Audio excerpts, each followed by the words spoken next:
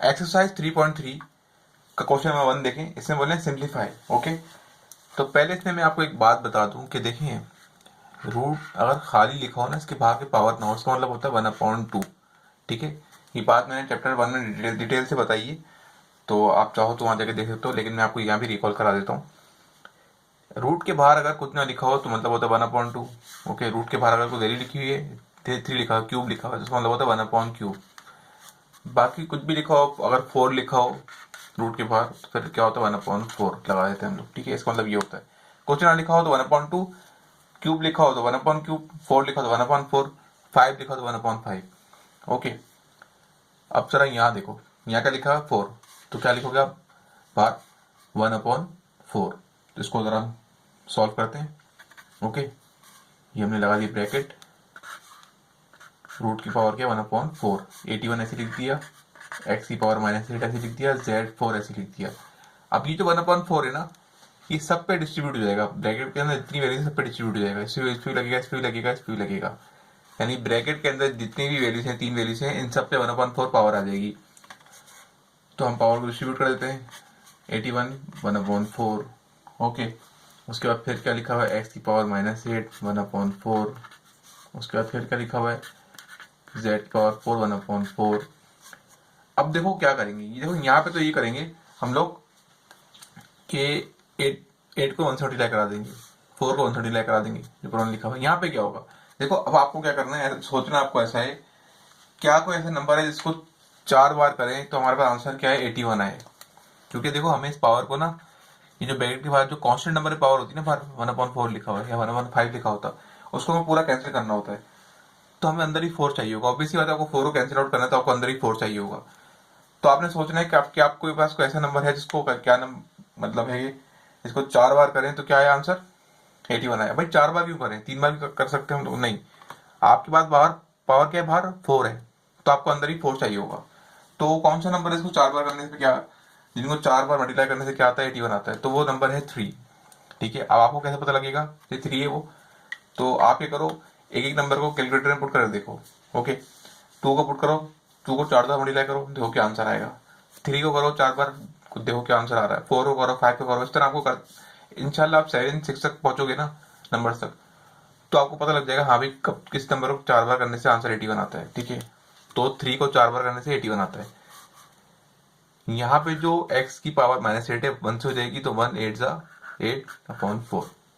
यहाँ पे क्या हो जाएगा, z की पावर 1 से होगी तो z क्या हो जाएगी 4/4।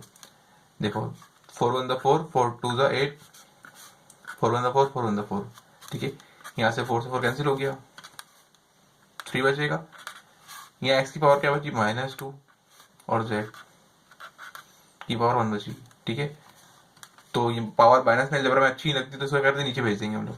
ठीक है, नीचे भेजने से क्या होता है कि साइन क्या होती है, वेरिएबल की साइन अपोजिट हो जाती है। ठीक है, माइनस में होगी प्लस में हो जाएगी, प्लस में होगी माइनस में हो जाएगी।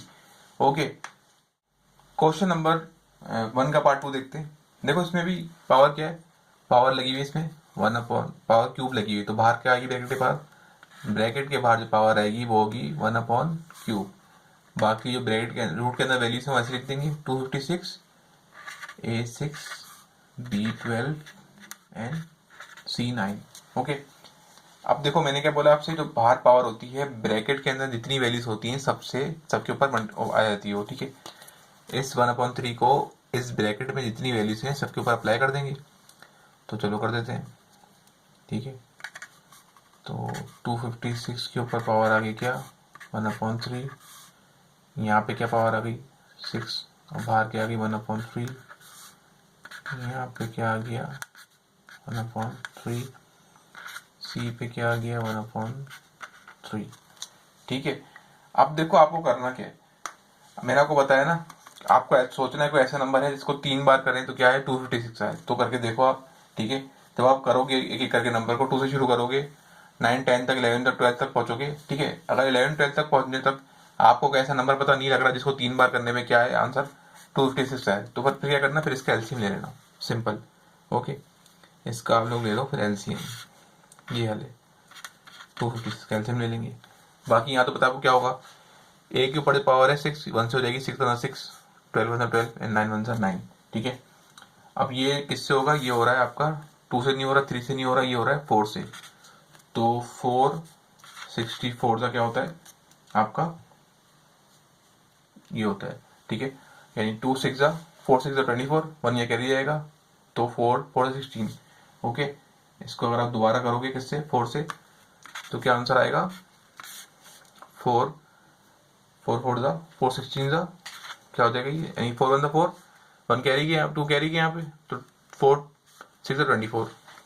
ओके, इसको हम दोबारा डिवाइड करते हैं किससे, 4 से डिवाइड करेंगे, तो क्या होगा, 4 4 16 एंड 4 1 4।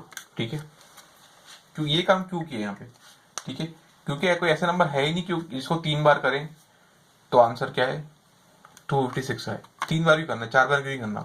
देखो बाहर पावर 3 लिखी हुई है, 4 नहीं लिखी हुई, ठीक है।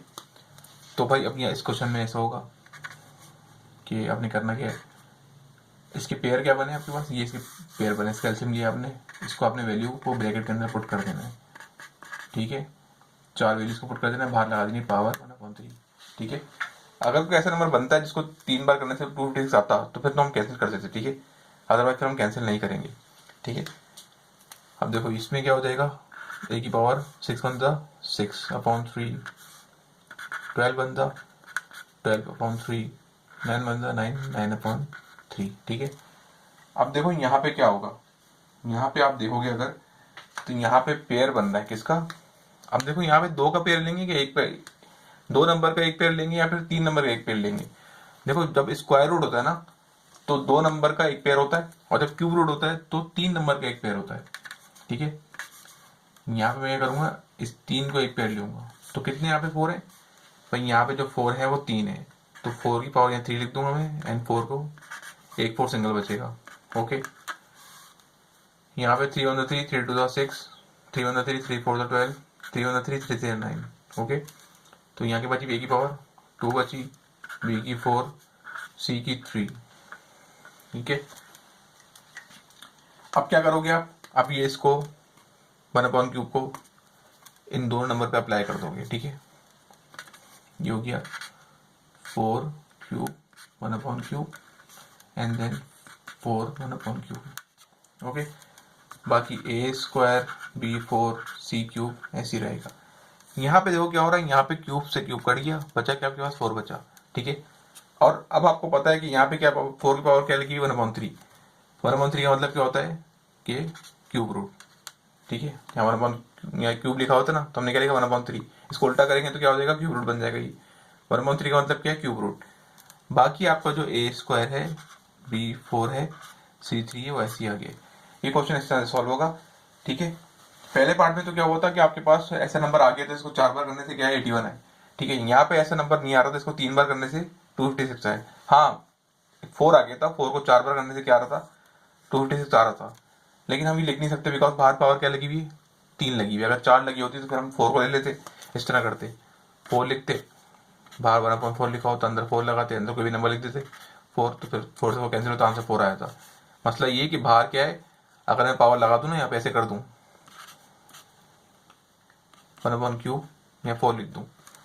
अब देखो यहाँ पे 4 को 4 दफा करने में 256 तो आ रहा है, लेकिन बाहर क्यूब लिखा हुआ है, तो ये 4 और 3 कैंसिल आउट नहीं हो सकता, ठीक है। जब कैंसिल आउट नहीं हो सकता तो फिर इसलिए नहीं करेंगे इसको। यहाँ पे क्या करेंगे, एलसीएम ले लोगे, फिर इसके फैक्टर बनाओगे, क्यूब रूट है तो 3 का पेयर, 3 का पेयर लेंगे, ठीक है। इन तीनों 4 की क्या करी हमने, पावर ऐड कर दी, क्यूब हो गई।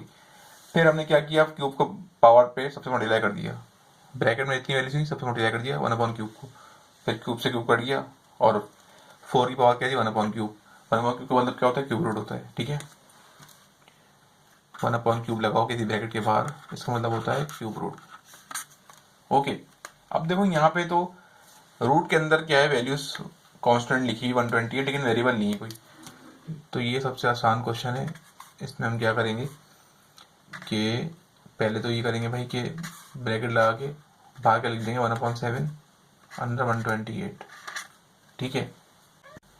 अब देखो आपने सोचना ये कि क्या कोई ऐसा नंबर है जिसको 7 बार करेंगे तो आंसर 128 आ जाए, ठीक है। अगर आपको ये टेक्निक समझ में नहीं आ रही, ठीक है, इसके लिए टेबल का याद होना जरूरी है। तो आप सिंपल एक काम करो भाई, आप क्या करो भाई, इसका 128 का एलसीएम ले लो, सिंपल। ठीक है। अगर आप एक एक करके नंबर को चेक करोगे ना 7 बार, 2 को लिखोगे 7 बार मल्टीप्लाई करके देखोगे क्या आंसर आ रहा है, 3 को लिखोगे 7 बार करके देखोगे क्या आ रहा है, ठीक है, तो उसमें भी उतना टाइम लगेगा और एलसीएम लेने में उतना टाइम लगेगा। दोनों कंडीशन में भाई सेम टाइम लगेगा। तो हम ये मैं सोच रहा हूँ आपको इसी से करा दूँ, ठीक है, क्योंकि अक्सर मैं कोचिंग में पढ़ाता हूँ तो बच्चों को ये वाला तरीका जो मैंने बोला ना कि कोई ऐसा नंबर सोचो इसको 7 बार करने पे ये आ जाए, 3 बार करने पे वो आ जाए, मुश्किल लगता है, तो उसको 2 से एलसीएम लेंगे इसका। आई होप आपको एलसीएम आता होगा। 2 6 12, 2 4 8, ठीक है, 2 3 6, ठीक है, 2 2 4, ये हो जाएगा आपका 2 1 2, 2 6 12, ठीक है, 2 8 16, 2 4 8, 2 2 4, 2 1 2। चलो इसका जितने भी प्राइम फैक्टर बने इसके जो एलसीएम आया हमारे पास, इसको हम पुट कर देते हैं कहाँ पे, ब्रैकेट के अंदर पुट कर देते हैं, बाहर लगा देते हैं पावर 1/7, क्योंकि रूट के बाहर क्या 7 लगा हुआ है। कितने 2 हैं, 1 2 3 4 5 6 7, यानी 2 ऐसा नंबर है इसको 7 बार करेंगे तो क्या आंसर आएगा, 128 आएगा। तो सोचने में ज़्यादा टाइम लगाया नहीं हमने डायरेक्ट क्या लिख दिया, एलसीएम ले लिया, 1 2 3 4 5 6 7। ओके, अब हम क्या करेंगे, देखो इस 2 की पावर क्या है हमारे पास, इस 2 की पावर बाहर 1/7 है, ये सारे 2 सेम है ना, ठीक है, इन सब की पावर को ऐड कर लेंगे, इन सब की पावर क्या है 1 1 1 1 1 1 1, ठीक है, कितने 2 हैं, 7 2 हैं, 7 पावर हैं, तो को प्लस करेंगे, सारे 1 को प्लस करेंगे तो क्या आंसर आएगा, 7 आएगा। अभी 7 7 से कैंसिल हो गया, आंसर क्या आ गया आपके पास, 2 आ गया, सिंपल। ओके, अगर आपको वाली टेक्निक समझ में नहीं आ रही तो आप एलसीएम वाली टेक्निक अप्लाई कर सकते हो, जो इजी लगे उससे कर लो।